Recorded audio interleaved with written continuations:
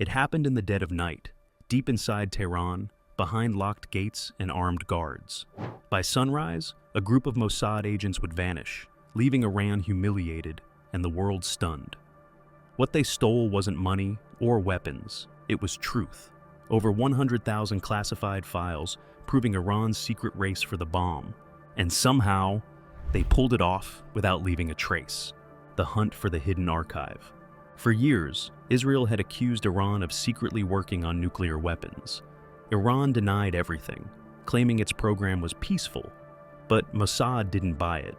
They knew there had to be proof somewhere, physical evidence of a hidden project. Then, in early 2017, Israeli intelligence picked up whispers about a mysterious warehouse in Tehran's Shirobad district. On paper, it was an old storage facility, but satellites and informants said otherwise. Guards patrolled it daily, and inside were heavily reinforced safes, the kind built to hide something that mattered. That's when Yossi Cohen, Mossad's new chief, stepped in. Charismatic, meticulous, and fearless. Cohen wasn't interested in theories. He wanted facts.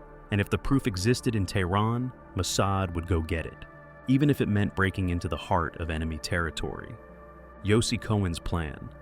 Cohen personally handpicked the agents for the mission, some of Mossad's most elite operatives, experts in explosives, stealth, languages, and improvisation. Every move had to be perfect. Tehran was one of the most surveilled cities on Earth. If even one agent was caught, Israel could be blamed for an act of war. The objective? Steal as much of Iran's nuclear archive as possible and get it out of the country before dawn. No extraction teams, no air support, just brains, nerves, and precision timing.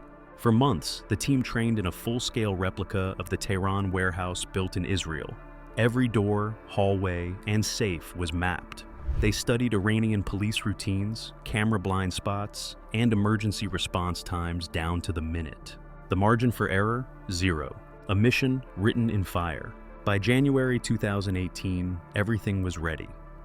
Under fake identities, Mossad agents slipped into Iran through multiple routes, some by air, others by land.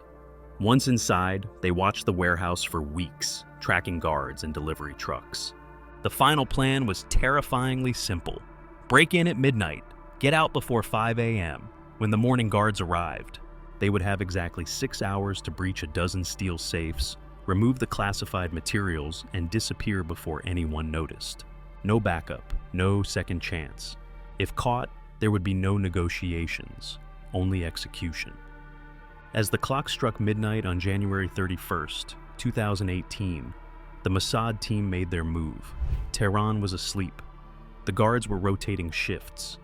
And in the next few hours, the world's most impossible heist, one that no intelligence agency had ever dared attempt, was about to become history. The midnight break-in, Tehran, January 31st, 2018. The streets were quiet, the air thick with winter fog. At 12:02 a.m., a white pickup truck rolled past a row of storage buildings in Shirobad. One of them looked ordinary, like it hadn't seen activity in years. But inside, it hid one of Iran's most classified state secrets. The Mossad team parked a few blocks away. Each agent carried fake IDs, concealed weapons, and equipment packed inside toolboxes. They weren't soldiers tonight. They were ghosts. As the clock struck 12:07, they breached the gate and slipped into the yard.